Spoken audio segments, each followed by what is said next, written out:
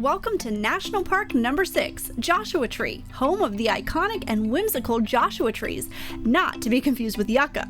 Okay, so this is Joshua Tree. I think this is a yucca. Here's a picture of a small a small Joshua tree. There's also amazing rock formations, fuzzy-looking cactus, and more. Come along to see what makes this one of the most iconic parks in the country and see if Howard ever figures out the difference. I don't know. This is gonna haunt Howard's dreams tonight. We're Howard and Caitlin Newstate. This year, we're traveling to 51 parks in 52 weeks. We're visiting all the U.S. national parks in the lower 48 in a special Winnebago Vista NPF limited edition.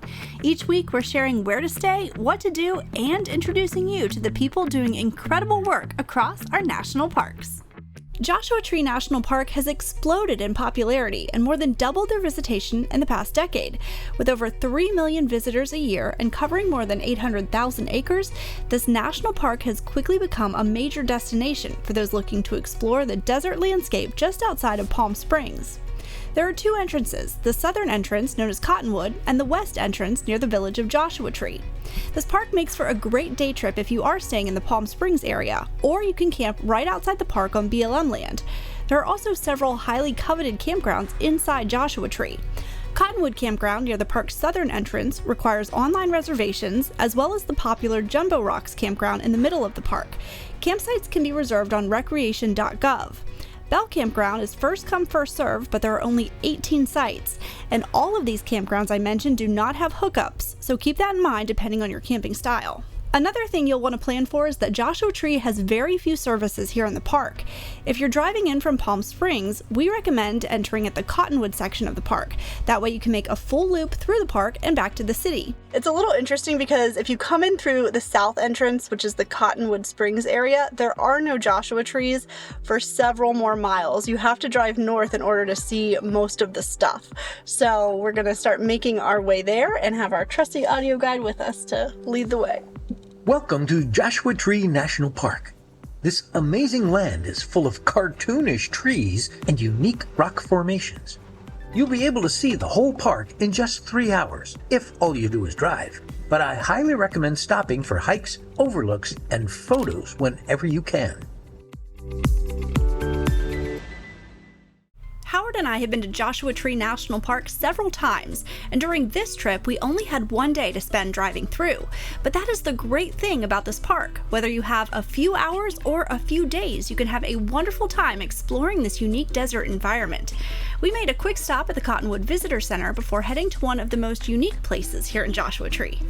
All right, so our first stop is the Cottonwood Springs, and it's a trail, but it's really like a walk. This is one of several oases inside Joshua Tree National Park, and it's really interesting because it's actually a crack in the earth's surface where water comes up, and so it allows conditions for these beautiful massive palm trees to grow in the middle of the desert where there's nothing else like this around. It is so cool.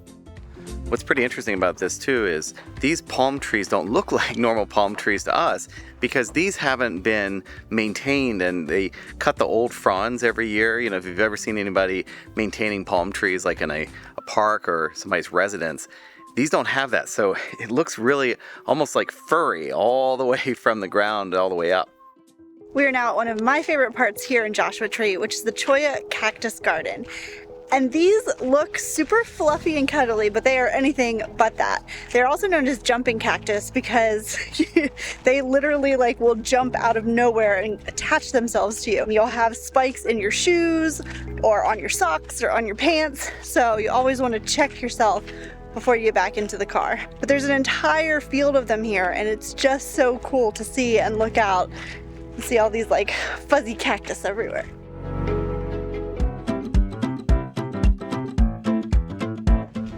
Hey. What's up? Did you check your feet?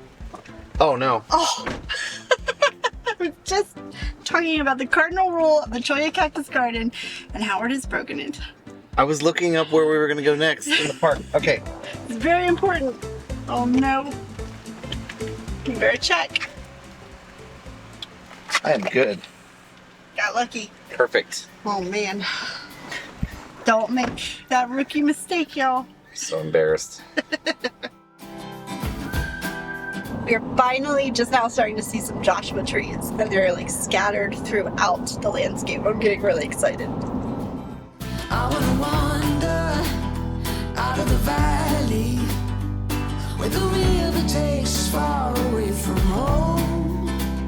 Time to ponder in the fields around me where there's nothing but the breeze and the great unknown. Leave your worries and your suitcase. All you don't need, nothing but you. All right, so we pulled off the road because there's a short little trail that takes you to a very ominous spot, Skull Rock. So you kind of have to use your imagination, but that's the eye, that's the nose, and the mouth's down there. You see it? All right, come on. There's some steps.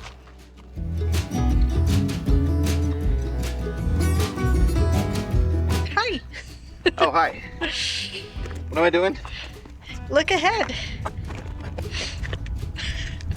Oh, wow. It's the Flintstones. Which house would you pick? We'll do that one. The duplex right there. Yeah. Pretty nice. Yeah, nice townhouse effect. It's got a nice, nice front patio. Nice window, skylight. This is super cool.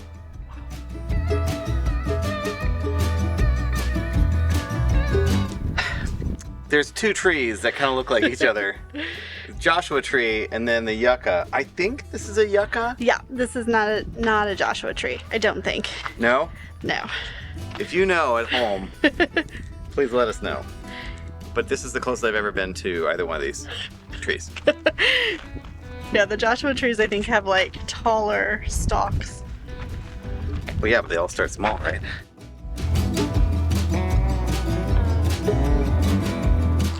Okay, is this a Joshua tree? Yes. You sure? Yeah. Okay. Howard is very skeptical now after that last. I thought I knew what was what. Now I'm not so sure. Okay, so Joshua tree. There's something over there that I think is just a yucca Joshua tree. And I mean, remember, Joshua tree is like it is in the yucca family. It is. Yeah. Oh, well then there you have it. It's like cousins. I think I realized too why I like Joshua trees so much. What's that? Because they are like cactus and palm tree hybrids. Okay, we might have found a sign to solve all of our yucca woes. Yucca woes. This is a Joshua tree. Note, it is furry. It's furry. Yeah. It's not the ones that have, I think, I don't know. I don't know See, anymore. so a Joshua tree is a yucca brevifolia. So it's a type of yucca. Yes. Okay. Well, here's a picture of a small yucca. I mean, a small Joshua tree. Damn. This is gonna haunt Howard's dreams tonight. I won't know. This all could be a lie. No, these are Joshua trees, babe. They are Joshua trees. Yes. Okay. Not yuccas. But technically, they are. 'Cause-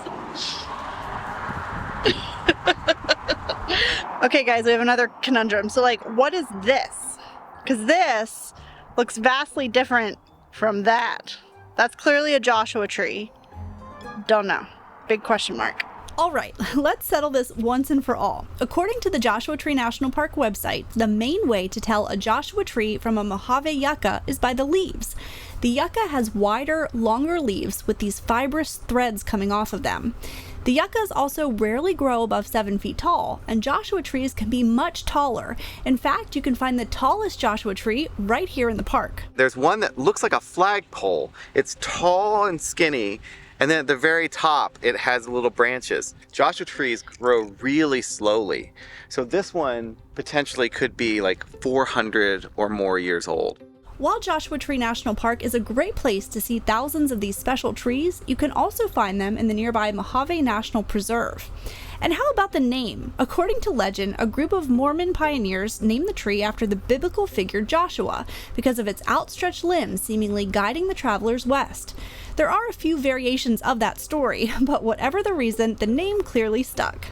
So we've made it to Keys View, which is an absolutely beautiful, very high overlook that is beautiful at sunset or in the mornings, but it's also really cold. I don't have a jacket, so we're going to try and do this as quickly as possible. You have to come here and stop and look at the amazing view, the valley and the desert, and it's just absolutely gorgeous. Just like the Sonoran Desert we visited in our last episode, the weather here in both the Colorado and Mojave deserts can change quickly. So don't do what we did and make sure you bring several layers, especially if you plan to drive up to Keys View, which should definitely be in your itinerary. On our next episode, we're continuing north to National Park number 7, which also happens to be the hottest place on the planet, the backdrop to several famous movies, and home to a rare species of fish with the most adorable name. We're taking you to Death Valley. Come along to see why this national park quickly rose to the top of our list as a new state favorite. Thanks so much for watching. We'll see you next week.